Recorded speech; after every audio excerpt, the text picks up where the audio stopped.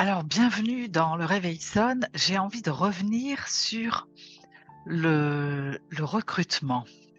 Comment j'ai constitué ma meute.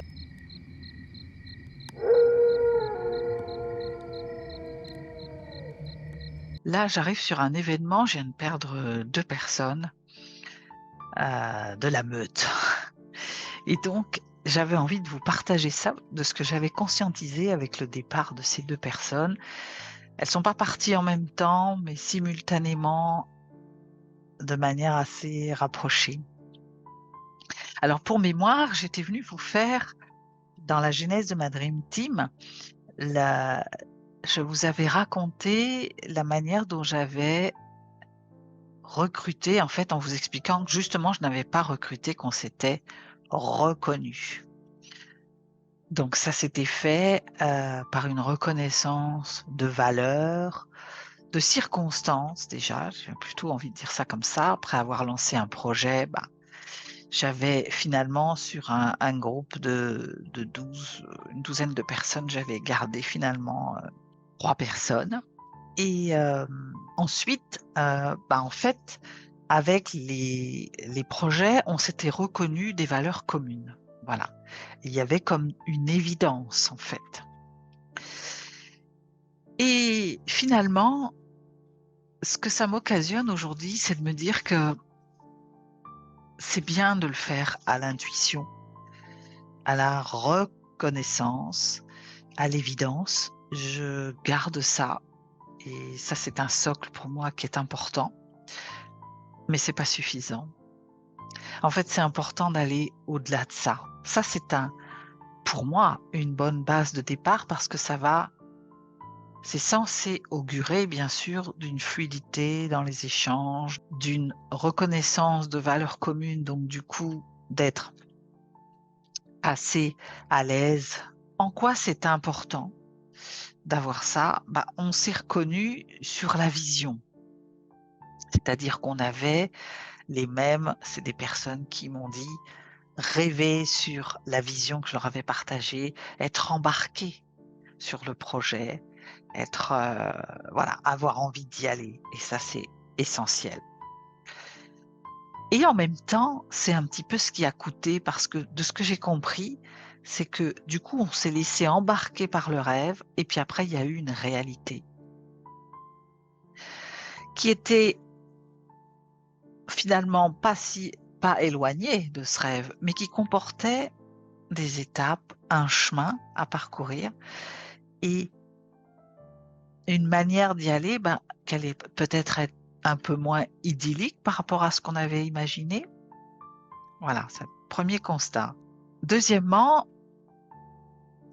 je note qu'il n'y a pas eu assez de dialogue, en fait, entre nous parce que ce qui m'a coûté dans ces départs, c'est la soudaineté, c'est que je les ai pas vus venir, en fait et je les ai pas vus venir parce que j'ai cru que ça y était, que c'était évident et avec les évidences, eh bien, j'ai peut-être certainement oublié qu'il fallait quand même verrouiller un certain nombre de choses. Il fallait avoir des échanges réguliers et il fallait verrouiller qu'on était toujours sur la même longueur d'onde et là, moi, je me suis trompée, en fait. J'ai pensé que le fait qu'on était sur des évidences, avec un relationnel, en plus des de personnes avec qui j'avais commencé à nouer peut-être une amitié, j'ose dire ça eh bien, des fois, j'ai pas été assez loin. J'ai pas reprécisé mes attentes. J'ai pas verrouillé que ça allait pour elles, qu'il y avait pas de difficulté, en tout cas pas assez. J'ai cru le faire, mais finalement, je l'ai peut-être pas fait assez et je me suis reposée sur les évidences. Je me suis reposée sur une confiance absolue en me disant que si ça n'allait pas on me le dirait. Effectivement, c'est ce qui est arrivé, mais on me l'a dit, c'était trop tard. Elles étaient déjà parties. Donc ça a été comme ça a été difficile déjà parce que dans ces moments-là, on se remet en question, on se demande ce qu'on n'a pas fait, on se dit, j'ai vraiment pris cher à ce moment-là parce que, bah, déjà j'avais tellement envie que ça marche comme ça du premier coup et je pensais tellement qu'on y était. Deuxièmement, ça m'a fait douter aussi de tout d'un coup, je me suis dit: «Mais, est-ce que» j'ai même été jusqu'à me demander si j'étais faite pour leader une équipe. Alors heureusement que j'avais encore 2 autres personnes qui aussi m'ont rassurée dans ce moment de doute pour me dire que si, il fallait continuer, il fallait s'accrocher. Outre le comment je vais réorganiser tout, comment voilà, dans une rapidité parce que je venais d'ouvrir l'académie et que, bah, du coup j'avais, 2 coachs, qui partaient. Mais c'est surtout que je me suis remise en question, à me dire: «Mais qu'est-ce que j'ai loupé? Où est-ce que ça n'a pas fonctionné? Où est-ce que» j'ai même fini par me dire: «Je peut-être je suis pas faite pour diriger». Finalement, j'ai pris beaucoup de recul, j'ai laissé passer le temps, et puis je me suis attelée à la tâche et j'ai balayé un peu, tout ce que j'avais fait. J'ai fait un point et puis je me suis remis sur mes formations de recrutement. J'en suis arrivée au constat suivant, que j'allais continuer à recruter sur des évidences, sur l'intuition, que c'était peut-être possible avec des amis, mais que du coup j'allais verrouiller, rajouter 3 étapes en plus de ça et faire en fait un vrai recrutement. Au-delà des évidences, des pressentis, bah, j'allais vraiment passer par 3 étapes supplémentaires pour, hem, vraiment être sûr qu'on allait pouvoir fonctionner ensemble.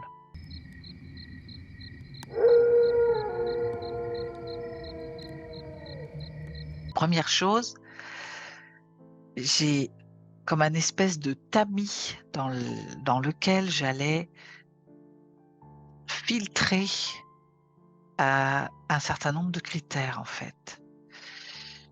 Le premier, c'est ça m'a fait prendre conscience aussi que déjà de revisiter quand même les postes dont j'avais besoin.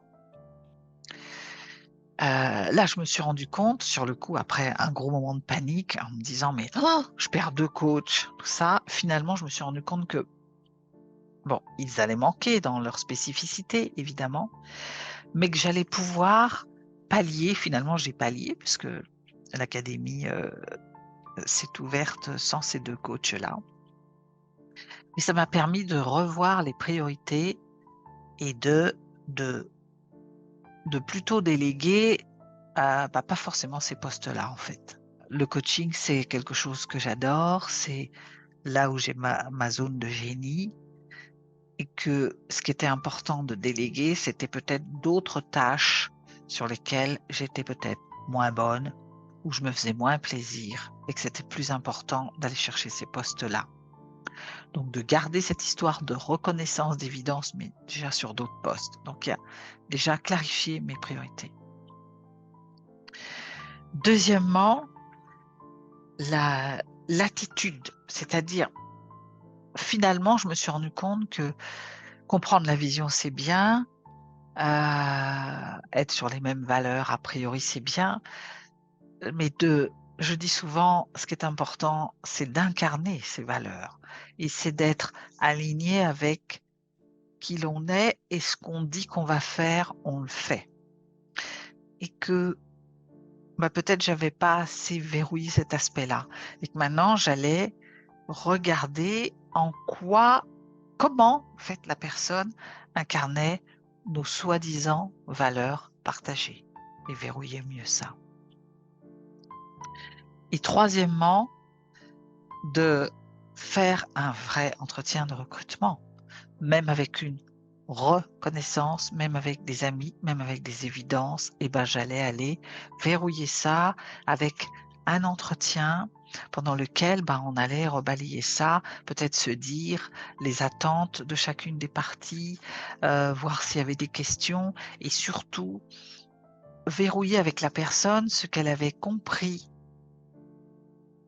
du chemin, de la vision, de là où on allait et et de comment elle avait envie d'y aller et de voir comment j'allais pouvoir répondre à ça et de voir si on était vraiment en phase, elle dans la manière d'y aller, moi dans la manière de l'accompagner aussi sur ce chemin. Ça, c'est le premier point déjà, un tamis. Deuxième point, c'est, de tester quand même ça, au-delà de parce que finalement, moi, j'ai testé en réel et on s'est rendu compte que ça le faisait pas et finalement, bah, c'est pour moi, c'est alors je dis souvent: «Il y a pas d'erreur, il y a que des apprentissages», mais c'est quand même pas souhaitable. Si on peut le faire avant, c'est mieux. Tout le monde gagne du temps et on évite aussi des désagréments, un peu de souffrance, on évite de frotter, c'est mieux. Et alors c'est pas une garantie que derrière il se passera rien, mais ça permet quand même de démarrer sur des fondations plus solides. Donc un test pour éprouver, ses valeurs et plutôt sur l'attitude. Parce que sur les compétences, c'est pas un souci, on peut toujours compléter les compétences, on peut toujours, aider à les acquérir. Une attitude, ça prend plus de temps et puis ça fait bah, voilà, quand il y a vraiment des divergences, des incompréhensions qui amènent sur une attitude qui après va coûter pour chacun, quoi. Parce que l'idée, c'est que chacun puisse se développer et s'épanouir, apporter à l'équipe, à l'entreprise, mais aussi se développer ensemble. Donc c'est comment, au travers de défis, eh bien, je peux verrouiller dans la réalité, éprouver dans la réalité, ces valeurs, cette attitude attendue, voilà, donc ça, c'est le deuxième point et le troisième point, ce que je retiens aussi, c'est vraiment, même une fois que ça c'est fait, c'est d'être dans les échanges permanents.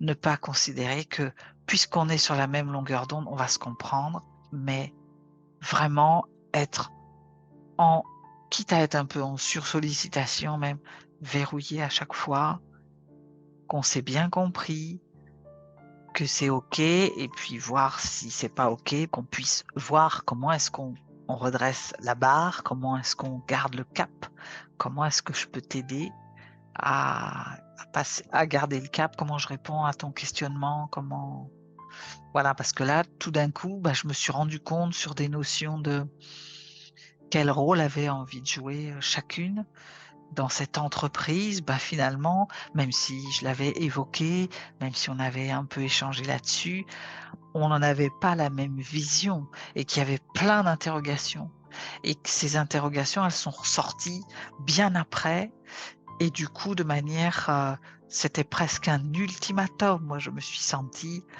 hem, un peu le dos au mur à d'abord très désolée de ça et puis je suis passée à côté, quoi. J'ai pas vu qu'il y avait incompréhension, je pensais que ça roulait. Voilà ce que je voulais venir, vous partager sur, le recrutement dans la meute que nous formons.